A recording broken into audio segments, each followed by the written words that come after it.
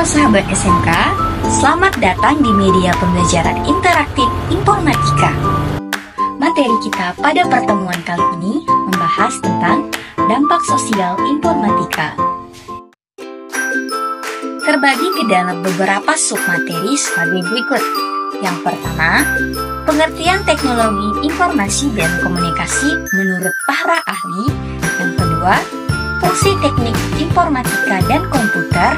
Yang ketiga, peran dan manfaat teknik informatika dan komputer. Yang keempat, sejarah informatika. Yang kelima, bidang studi terkait teknik informatika. Yang keenam, profesi terkait informatika. Apa yang dimaksud dengan dampak sosial informatika? Informatika mempunyai konsep dasar, teori dan perkembangan aplikasi tersendiri. Informatika dapat mendukung dan berkaitan dengan aspek kognitif dan sosial, termasuk tentang pengaruh serta akibat sosial dari teknologi informasi pada umumnya. Penggunaan informasi dalam beberapa macam bidang seperti bioinformatika, informatika medis, dan informasi yang mendukung ilmu perpustakaan. Dampak sosial informatika adalah perubahan sosial yang disebabkan oleh perkembangan dan penggunaan teknologi informasi dan komunikasi atau TIK. Perubahan ini dapat bersifat positif seperti peningkatan akses ke informasi dan pendidikan, atau yang negatif seperti hilangnya lapangan pekerjaan dan kesenjangan digital. Adapun beberapa tujuan pembelajaran dampak sosial informatika. Yang pertama, peserta didik dapat mendeskripsikan fungsi dan manfaat dari pembelajaran informatika. Yang kedua, menjelaskan sejarah perkembangan teknologi informasi dan tokoh-tokohnya, mengenal berbagai bidang studi dan profesi terkait informatika. Yang ketiga, peran informatika pada bidang lain dengan baik dan menyajikan dalam bentuk prestasi. Materi yang pertama, pengertian teknologi informasi dan komunikasi atau TIK menurut para ahli. Yang pertama, menurut Susanto, teknologi informasi adalah sebuah media atau alat bantu yang digunakan untuk transfer data, baik itu untuk memperoleh suatu data atau informasi. Yang kedua, menurut Eric Dixon, HarperCollins Published Here, teknologi informasi atau IT, penanganan informasi dengan sarana listrik dan elektronik, mikroelektronika, merupakan suatu unsur kebutuhan manusia yang di dalamnya mengambil dan memindahkan, mengelola dan memproses informasi dalam konteks sosial yang menguntungkan diri sendiri dan masyarakat. Materi yang kedua, fungsi teknik informatika dan komputer. Fungsi teknik informatika dan komputer terbagi menjadi tiga. Yang pertama, teknologi berfungsi sebagai alat tools. Yang kedua, teknologi berfungsi sebagai ilmu pengetahuan atau sains. Yang ketiga, teknologi berfungsi sebagai bahan dan alat bantu untuk pembelajaran atau literasi. Teknologi berfungsi sebagai alat tools. TIK digunakan sebagai alat bantu bagi pengguna atau user atau siswa untuk membantu pembelajaran. Misalnya dalam mengolah kata, mengelola angka, membuat unsur grafik, membuat database, membuat program administrasi untuk siswa, guru, dan staf, data kepegawaian, serta keuangan. Yang kedua, teknologi berfungsi sebagai ilmu pengetahuan atau sains. Dalam hal ini, teknologi sebagai bagian dari disiplin ilmu yang harus dikuasai oleh siswa. Misalnya teknologi komputer dipelajari oleh beberapa jurusan di perguruan tinggi seperti informatika, manajemen informasi, dan ilmu komputer. Yang ketiga, teknologi berfungsi sebagai bahan dan alat bantu untuk pembelajaran atau literasi. Dalam hal ini, teknologi dimaknai sebagai bahan pembelajaran sekaligus sebagai alat bantu untuk menguasai sebuah kompetensi berbantuan komputer. Komputer telah diprogram sedemikian rupa sehingga siswa dibimbing secara bertahap dengan menggunakan prinsip pembelajaran tuntas untuk menguasai kompetensi. Materi yang ketiga, peran dan manfaat teknik informatika dan komputer. Peran dan manfaat teknik informatika dan komputer terbagi menjadi 5. Yang pertama, TIK meningkatkan kemudahan dalam komunikasi. Yang kedua, TIK menghemat biaya. Yang ketiga, TIK mendorong pemikiran strategi. Yang keempat, TIK melindungi informasi rahasia. Yang kelima, TIK menghilangkan hambatan budaya. Yang pertama, TIK meningkatkan kemudahan dalam komunikasi. Munculnya TIK memberikan langkah-langkah ekstra untuk mempercepat komunikasi. Sejak ditemukannya email pada tahun 1990-an, mengubah cara kita berkomunikasi sampai saat ini. Berkat smartphone dan media sosial, kita bisa menjangkau seseorang sejauh apapun itu dalam waktu yang singkat. Yang kedua, TIK menghemat biaya. Salah satu keunggulan utama TIK adalah kemampuan menghemat biaya. Kita bisa mendapatkan kemudahan bertransaksi apapun sehingga lebih hemat biaya pengeluaran. Karena komunikasi yang mudah dapat meningkatkan pendapatan dan produktivitas. Yang ketiga, TIK mendorong pemikiran strategis. Komunikasi yang lebih baik mengarah kepada pemikiran yang lebih kritis. Kini kita semua bisa mendapatkan informasi dengan sangat mudah hanya lewat internet saja. Kita bisa membuat strategi yang lebih baik untuk memperbaiki pola pikir kita di kemudian hari. Salah satunya adalah keuntungan komunikasi data. Lebih banyak waktu yang mengarah kepada perencanaan yang lebih efektif. Yang keempat, TIK melindungi informasi dan data rahasia. Dalam melindungi informasi rahasia, TIK berfungsi untuk melindungi privasi dan data kita dengan tuntutan hukum yang sesuai.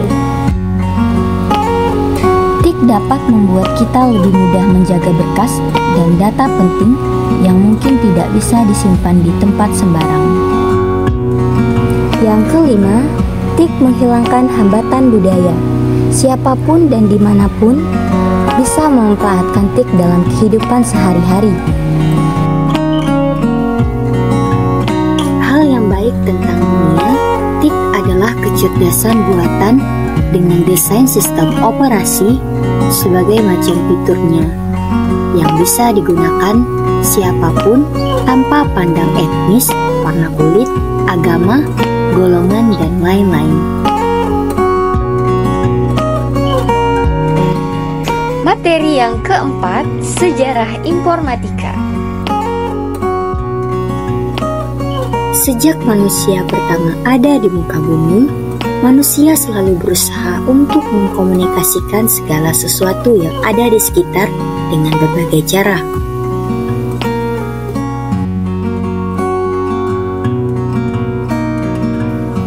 Zaman prasejarah adalah masa di mana manusia belum mengenal tulisan.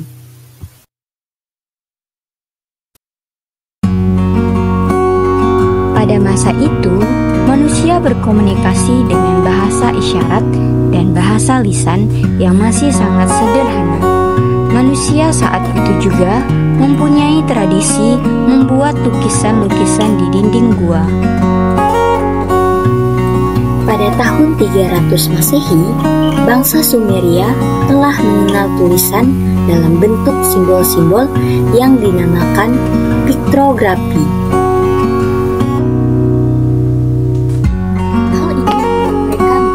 Hal ini membuat mereka menjadi bangsa pertama di dunia yang mengenal tulisan.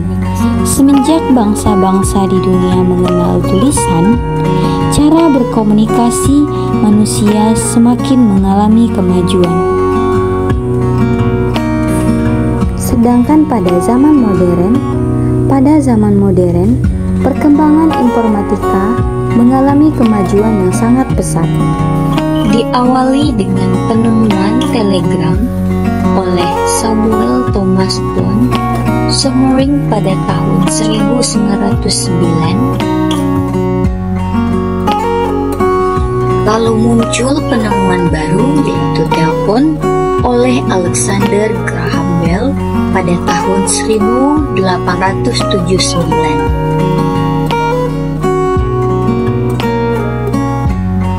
Setelah itu, TIK semakin berkembang dengan munculnya komputer digital pertama yang diberi nama EJAIS pada tahun 1946. Lalu pada tahun 1957, satelit buatan manusia pertama milik Uni Soviet bernama Sputnik diluncurkan ke orbit. Dan pada tahun 1969, ARPANET yang merupakan cikal bakal dari internet digunakan oleh Departemen Pertahanan Amerika Serikat untuk menghubungkan sejumlah komputer sehingga membentuk suatu jaringan. Peran teknologi informasi dan komunikasi dalam kehidupan sehari-hari ada banyak, karena keunggulan informat yang bersifat revolusioner dan memiliki jangka yang panjang. Melansir dari Intelijen Digital, TIK berperan penting di dunia, terutama pada era informasi seperti saat ini. TIK telah menimbulkan dampak besar dalam kehidupan sehari-hari. TIK telah menjadi bagian tak terpisahkan dari kehidupan sehari-hari. Karena saat ini kita hidup di dunia digital yang terus berkembang. Materi yang kelima, bidang studi terkait teknik informatika. Ilmu komputer dan teknik informatika merupakan salah satu jurusan populer di kalangan pelajar ketika melanjut sekolah kejuruan atau kuliah. Dengan pesatnya perubahan teknologi saat ini, lulusan jurusan ini sangat dibutuhkan dalam berbagai bidang dan industri. Dalam jurusan ini akan mempelajari tentang algoritma, matematika, logika pemrograman, pembuatan software, database, jaringan, dan lain sebagainya. Seperti apa bidang studi terkait informatika? Seperti informatika teknologi, rekayasa perangkat lunak, ilmu komputer, dan computer science. Setiap bidang memiliki konsentrasi dan aspeknya masing-masing. Jadi, ilmu komputer itu tidak sama dengan ilmu komunikasi. Mereka yang bekerja di bidang informasi jarang sekali mengatakan bahwa mereka bekerja di bidang informatika. Biasanya, mereka lebih cenderung menyebut dirinya memiliki karir di bidang teknologi informasi atau yang dalam bahasa Inggris disebut dengan information technology. Materi yang keenam, profesi terkait informatika. Adapun beberapa posisi pekerjaan yang berkaitan dengan informatika sebagai berikut. Yang pertama, sistem analis, yang kedua, back-end engineer, yang ketiga, front-end engineer, yang keempat, DevOps engineer, user experience designer, data scientist, product manager, chief technology officer. Posisi tersebut terus berkembang dan berevolusi mengikuti perkembangan teknologi dan kebutuhan industri yang terus berkembang. Kesimpulannya adalah perkembangan teknologi informasi dan komunikasi atau TIK telah membawa dampak sosial yang signifikan dalam berbagai aspek kehidupan manusia. Dampak positif yang dihasilkan mencakup kemudahan akses informasi, peningkatan efisiensi, peluang kerja baru, serta kemampuan untuk berkomunikasi dan berkolaborasi secara global. Teknologi ini juga memfasilitasi pembelajaran jarak jauh dan layanan kesehatan. Penting sekali memanfaatkan teknologi secara bijak. Saya Elizabeth pamit undur diri, sampai jumpa di pembelajaran selanjutnya.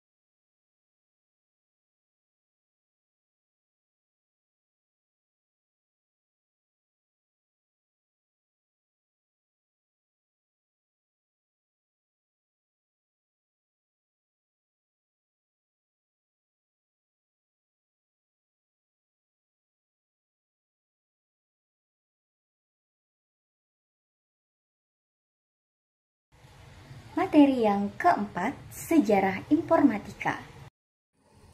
Sejak manusia pertama ada di muka bumi, manusia selalu berusaha untuk mengkomunikasikan segala sesuatu yang ada di sekitar dengan berbagai cara.